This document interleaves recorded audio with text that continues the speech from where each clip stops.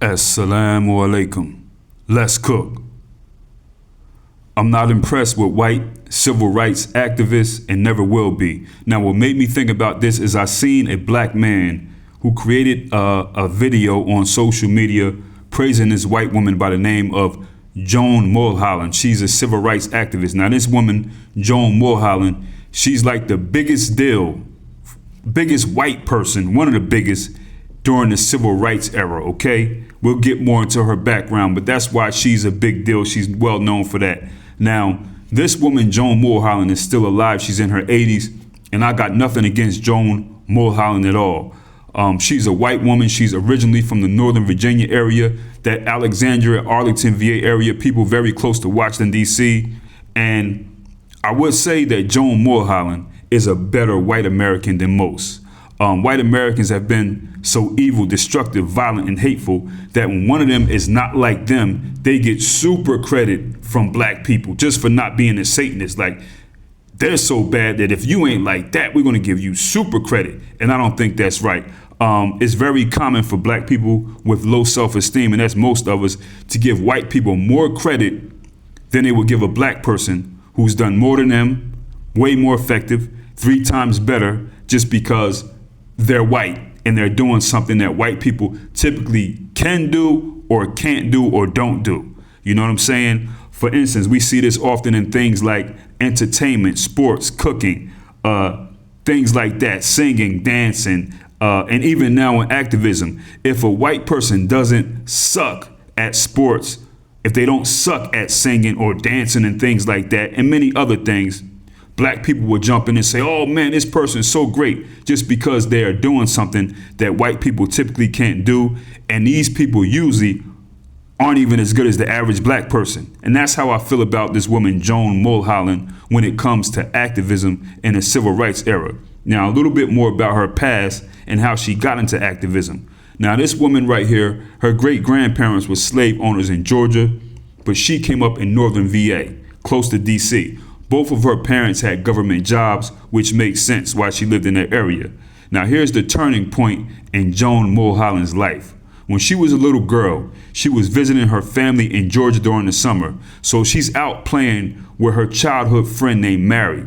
Now, her and Mary were talking, and they dared each other to walk into a part of the town was known as the Nigger town, okay, the N-word town. Now, this is the area where it's all black people, which is located on the other side of the train tracks. So Joan Mulholland, as a little girl, she said, okay, and she did it. And she said that this experience, when she walked over to the N-word town, or the black part of town, it really opened her eyes. She said when she walked over there, these are her words, no one said anything to me, but the way they shrunk back and became invisible showed me that they believed that they were not as good as me.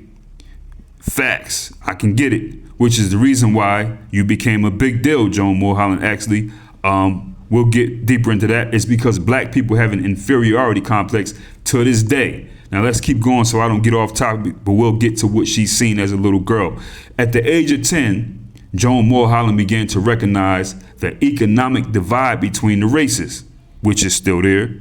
Now, at the moment, she vowed to herself that if she could do anything to be part of the civil rights movement and change the world, she said that's what she was going to do. She knew that as a little girl.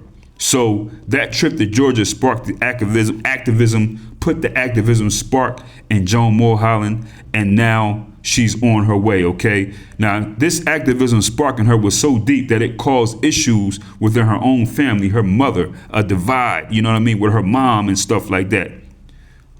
At one point in her life, she had planned to attend a small college. When it was time to go to college, she wanted to go to a small church university in Ohio or Kentucky, but her mother didn't want her to go there because she was afraid of integration. That's what kind of mom she had, okay? Her mother didn't want to go here because she didn't want her daughter to be around any type of integration at all. She was worried about that. So her mother said, I want you to go to Duke. And that's what she did. She went to Duke University. She was accepted. Now, she attended Duke for a year before she decided to drop out. It just wasn't for her. She really wanted to do this activism thing. So after that, she started working little jobs earning money, and she decided to join the Nonviolent Action Group from Howard University. So she's with this Nonviolent Action Group from Howard, and in the spring of 1960, Joan participated in her first of many sit-ins. Her civil rights activism was not understood by a lot of white people. Being a white woman, a Southern woman, they said, what is this girl doing? Is she crazy? She was branded mentally ill by her people, actually, and they actually took her into testing for this after her first arrest, because they're like, something has to be wrong with your brain to be a white woman and want to be part of this and help these people. So to white people, Joan Mulholland was considered mentally ill. Now what Joan would do is she kept a diary, and she would write about her experiences all the time when she was in these sit-ins or doing her activism for civil rights. And this diary she has does still exist to this day. Now, people, in a nutshell, this woman, Joan Mulholland, she did it all. The whole civil rights thing, she was all in. She was in the line of fire, in the danger. She got arrested. She went to jail from time to time. She was a freedom rider. She protested the 16th Street church bombing when the little black girls passed away. She knew Martin Luther King, John Lewis. She knew Stokely Carmichael. This woman participated in over 50 sit-ins and demonstrations by the time she was 23 years of age. She was a freedom rider. She was part of the Jackson Woolworth sit-ins. She helped plan and organize the March on Washington. She was all the way in, okay? She was the first white student to attend Tougaloo College, which is a historically black college in Mississippi, and she was the first white member of Delta Sigma Theta sorority. That's how in deep this woman was at that time with this whole civil rights era stuff, okay? And this is why she was the recipient of the 2015 National Civil Rights Museum's Freedom Award.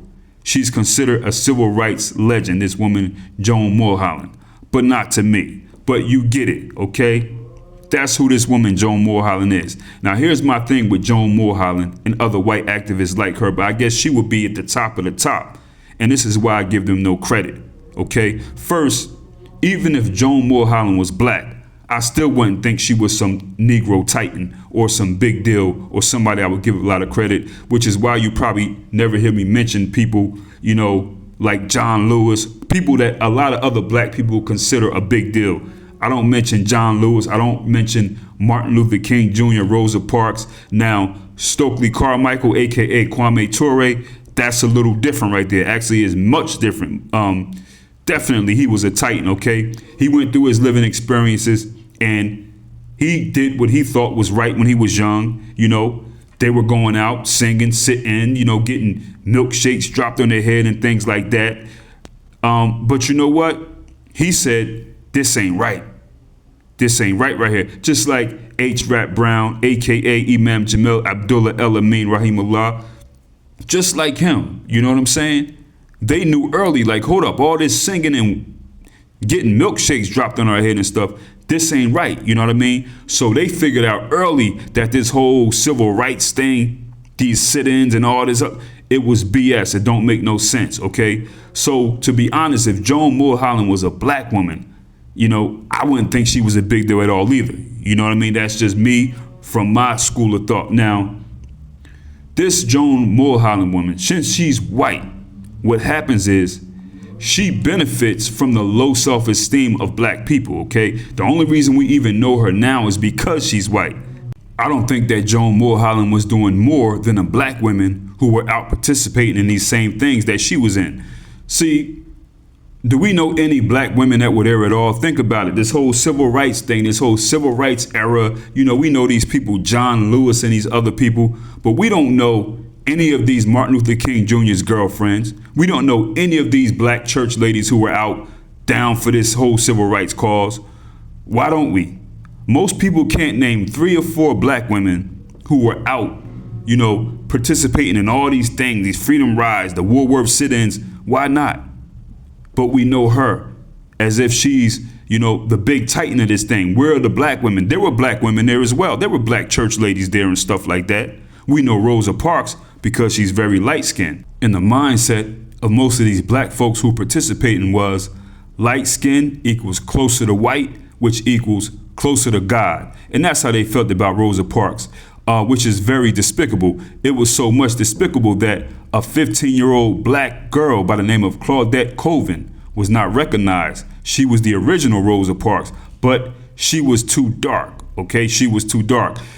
What they did was they did a reenactment with Rosa Parks because they wanted this right here to be represented by a very, very light woman. You know, they wanted that Rosa Parks, Coretta Scott King look. Claudette Colvin, she's the real deal, too dark. So they did the whole reenactment. And, you know, for Joan Mulholland or any other white people, these are the type of black people that you were riding with. You got to remember, these are the type of black people you were riding with, okay? I'm waiting for somebody to give me the names of 3 black women who were out riding around during the civil rights era doing the same thing that Joan Mulholland was doing. Probably got killed, got their eyeball knocked out or whatever, bitten by dogs. I bet you can't, okay? Now, when Joan Mulholland was a kid, she walked into that N-word part of town. Remember with her friend when she was a little kid, a little girl out with her friend Mary? She said in her own words, "No one said anything to me, but the way they shrunk back and became invisible showed me that they believed that they weren't as good as me." So Joan Mulholland, this is what I need people like you and other Negroes and other white people to understand who try to come in and, you know, do this whole activism thing. That experience that you went through when you were a little girl and you seen those low self-esteem black people who were scared to death, that's the same reason why black people will applaud you and give you awards and all kind of stuff like that. It's due to low self-esteem. That's the reason why you became the first white member of the Deltas as a white woman. Yet them same black women wouldn't have even allowed a brown or dark-skinned woman in that group. Okay? This is why. So you got to think, Joan Mulholland and people like her, these are the type of black people you were around. Actually, in my opinion, I think that Joan Mulholland should have took a stand against that. You know, if she was a real activist, like they say she is, I think that she should have took a stand against that and said, no, I'm not going to join an organization that discriminates against their own women because they're not light enough. Okay? So Joan Mulholland and all these Negroes who hold her in high regard, most of these black people clapping for her, saying she's a big deal, putting her on a pedestal, they don't know anything about Ida B. Wells. These people would think that Ida B. Wells was a sidekick to this white woman. Ida B. Wells went through more danger behind enemy lines and have done more for her people at the age of 16 than any white activist can ever say they ever did, okay? These people who put this woman in high regard, they don't know Nannie Helen Burroughs. They don't know Fannie Lou Hamer. You know, they don't know anything about the lives of these black women who are the real female titans in our history. But you have black people kissing this Joan Mulholland's white butt like she's something special. She really ain't, you know what I mean? Don't get me wrong.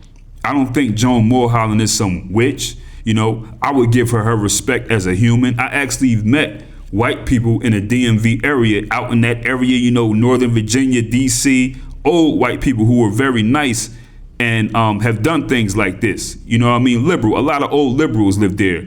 I think I would rather be around Joan Mulholland than some super cracker. Yes, I would. But look, man, for Joan Mulholland and her son who makes the documentaries and things like that, black people suffer from low self-esteem. Them Negroes that you see all giving you awards, all proud, all AKA, BKA, Divine Nine, Shine Bone with a blind wig and all the dog barking E5 Negroes or wherever they may be, they all have low self-esteem. They have an inferiority complex. Their goal is to fit in with whitey as much as they could. That's why they want to comb your hair. And this is why you're a big deal to these type of black people who, yes, they are the majority amongst us. But I'm going to finish it with this. Even if Joan Mulholland was a black woman, she wouldn't be some great person to me. Anyway, people, get in the comments easy.